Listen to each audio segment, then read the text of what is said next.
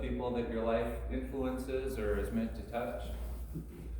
So why are we going through this journey this fall of not being satisfied with an okay or a non-existent spiritual life, but seeing that we need to pay the price of seeking something more?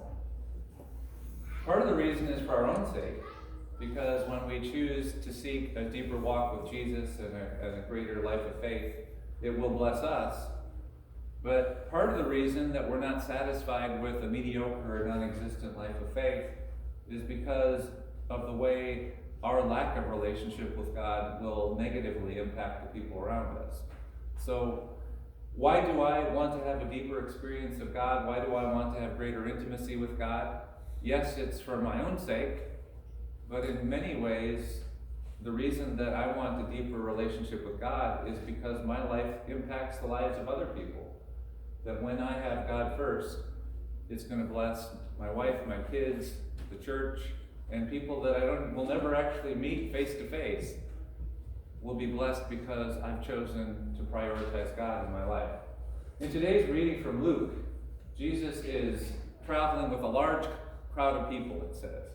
And I'm sure in that crowd of people, a lot of them are following just because it's the thing to do, it's the cool place to be, is walking with Jesus.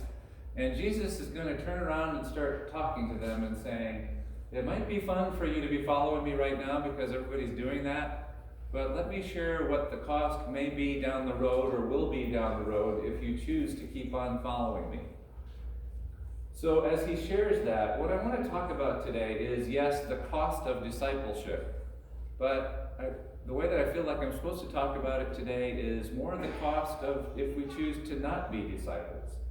And not just the cost to us, but the cost to the people that our lives are meant to influence if we choose to not be disciples of Jesus. So Jesus does sound pretty harsh. What does he say? Whoever comes to me and does not hate father and mother, wife and children, brothers and sisters, yes, and even life itself, cannot be my disciples. Whoever does not carry the cross and follow me cannot be my disciple. Well, first, Jesus is not telling them that they're supposed to despise their family members.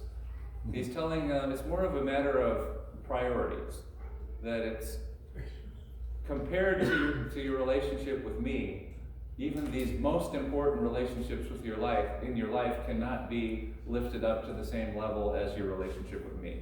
So it's more of a relative thing than go and start beating up and hurting your family members. It's love me, and then it will put your relationship with your family members in the proper context. Because it's sort of counterintuitive, but really what Jesus is saying by putting him first, it doesn't cause us to love those people less, but actually when we put Jesus first, those people, those primary relationships will actually end up being blessed in a greater way than they would be if we didn't put Jesus first. So what I want to invite you today is to look at where your priorities are in your life. Because the way that you set your priorities, the way you live, is not just about how it's going to impact you. But the cost of not following Jesus is too big because of how it's going to impact the people that your life is meant to impact. So Jesus goes on and shares some illustrations. The first, for which of you intending to build a tower does not first sit down and estimate the cost to see whether he has enough to complete it? Otherwise, when he has laid a foundation and is not able to finish, all who see it will begin to ridicule him, saying, this fellow began to build and was not able to finish. My first question is, why would you build a tower in the first place? As I was researching what he was probably talking about, was likely it was a tower that would have been built in the middle of a vineyard. And the whole point of that tower was to give you some perspective so that you could see if thieves were coming in to steal your crop or if somebody was going to come in and destroy your crop. That really was an investment so that you could protect what belonged to you, so that you could protect what was the livelihood for your family, what was needed for your village. So that tower was an important thing for the sake of your family. The tower was an important thing for the sake of the economy of your village. So first, why are you building the towers? So I think that puts into perspective when Jesus says, you're going to look really silly if you start building the foundation and that's as far as you get, because then you don't have a tower to protect your investment, and everybody thinks you're silly because you didn't invest enough to finish the project. So at first glance, you think, well, Jesus is telling people to not really try to make any investments because you might end up looking silly if you don't finish them. But I don't think that's the point of this. He's not saying, well, hesitate to try doing things because you might look silly if you don't finish it. What he's saying is, why were you building that tower in the first place? And if that tower really is what is needed for your family, for your village to thrive and to be successful, then don't skimp on your investment in making that tower, but make sure that you're investing everything. And so really what he's saying is there is a cost of finishing the tower, but what is the cost of not finishing the tower? The cost is that you're going to have people come in and steal all of your grapes, they're going to come in and destroy your crops, and who is going to end up suffering? You will, but also your family is going to end up suffering, your village is going to end up suffering, because you didn't pay the price of completing the tower. So in your life, as Jesus seeks to be building something in your life, why is he building it? It's not so that, well, that looks like it's too complicated or too difficult, I'm just going to not choose to follow through on that. But what Jesus seeks to be building in your life is not just for your sake, but it's for the sake of the people around you. Just like that tower is not just for your sake, but it's for the sake of your family's livelihood, for the sake of your village. So it's worth the investment of letting Jesus build what he wants to build in your life. Then he goes on to share another story, or what king, going out to wage war against another king, will not sit down first and consider whether he's able with 10,000 to oppose the one who comes against him with 20,000. If he cannot, then, while the other is still far away, he sends a delegation and asks for terms of peace. I want to start at the same place I started with the tower. Why is the king sending soldiers out to battle? Because if he doesn't send soldiers out to battle, then what's going to happen? This other army is going to come and defeat him and end up stealing the freedom and stealing the sovereignty of his nation and end up subjugating his people. So why is he sending people out to battle? For the sake of the people that his life is meant to impact. So Jesus is saying, so basically, do you think, once again, that Jesus is just saying, you know what, don't fight battles because you might lose? I don't think that's his point here. It's like, well, you probably aren't strong enough to defeat them, so just sort of let them come in and take control of your life. I don't think that's the point. Because when you decide that you're not going to put all of your resources in to fight the battle, then you end up going out and negotiating terms of peace, which basically is compromising. It's basically saying, you know what, I'm not really ready to fight this battle, so I will just compromise so that I can make life sort of keep on working. So where do we do that sometimes? Where maybe it's, you know what, I'm not ready to fight this battle of dealing with my addiction. So it costs too much to deal with my addiction, so I'm just going to go ahead and make peace with it. Sounds like a really good idea, doesn't it? But do you think that that might not be a good plan? Do you think that it's not just about you deciding it's not worth the cost of dealing with your addiction? What if, because your life actually impacts other people, that the question isn't, what is the cost of me doing this? But what if the question really is, what is the cost to other people if I do not do this?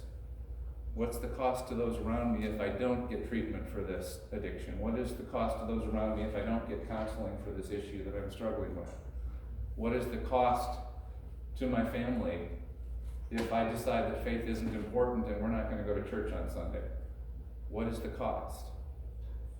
So, I invite you to be looking at that question.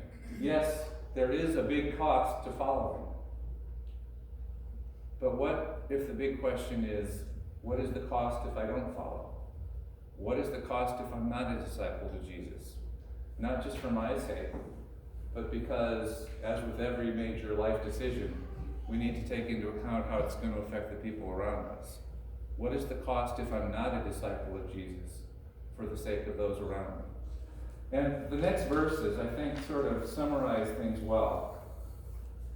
These verses aren't included in the reading that's printed, but it ends the chapter. Jesus goes on after he talks about the cost of discipleship. He says, salt is good, But if salt has lost its taste, how can its saltiness be restored? It's fit neither for the soil nor for the manure pile.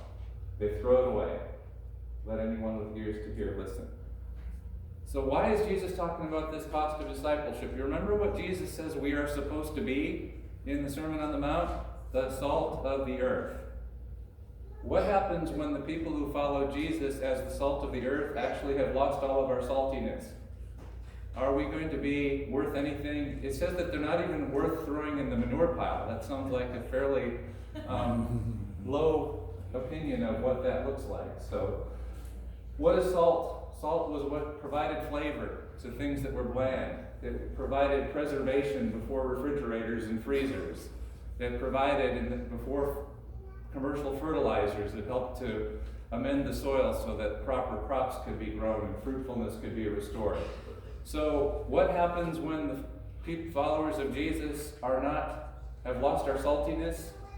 It means that the flavor and the joy of life is not what it could be. It means that a lot of things end up getting degraded and rot and destroyed because we're not who we're called to be. It means that a lot of people will not live the fruitful life that God designed for them because we're not who we're supposed to be. And why is that? Because we didn't consider the cost of not being disciples of Jesus. There is a cost, not just to us, but there's a cost to our family members, there's a cost to our coworkers, there's a cost to our classmates, there's a cost to the next generation if we do not pay the price of being disciples. This fall, we're going to be looking at why we want to be more than just okay in our relationship with God, and maybe just a little salty. And we're going to be looking at from Hebrews 11 and 12, where it talks about the heroes of the faith, the cloud of witnesses that help us run with perseverance the race that's set before us.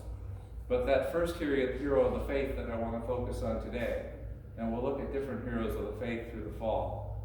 But the first one is the main one, looking to Jesus, the pioneer and perfecter of our faith, who for the joy set before him endured the cross, despising its shame. When Jesus was on the cross, was he looking at, oh, this is costing way too much? No, it said that he was looking past the cross to the joy of seeing us set free. That compared to the cost of him not going to the cross, he was willing to pay it.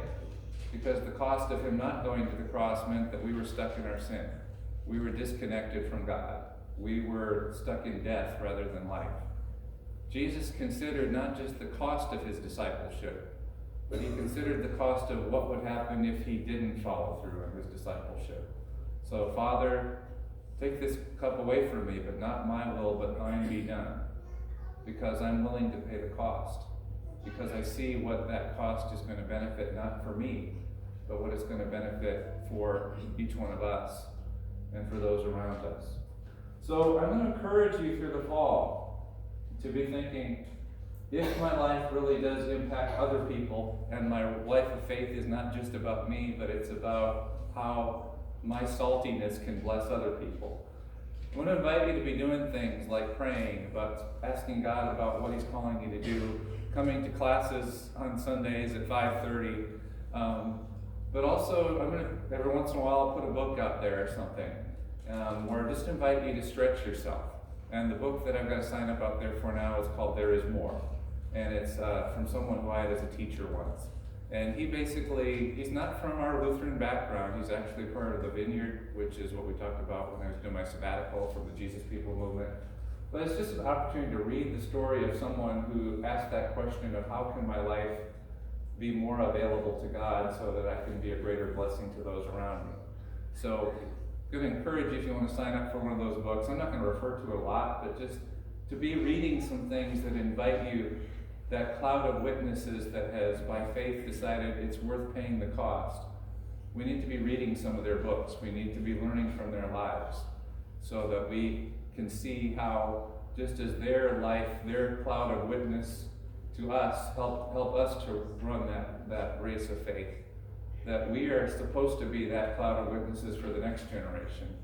So that as they look at our lives, they can see this is what it looked like when someone was willing to pay the cost, realizing that the cost was worth it, because the cost of not being a disciple was way too high. Amen.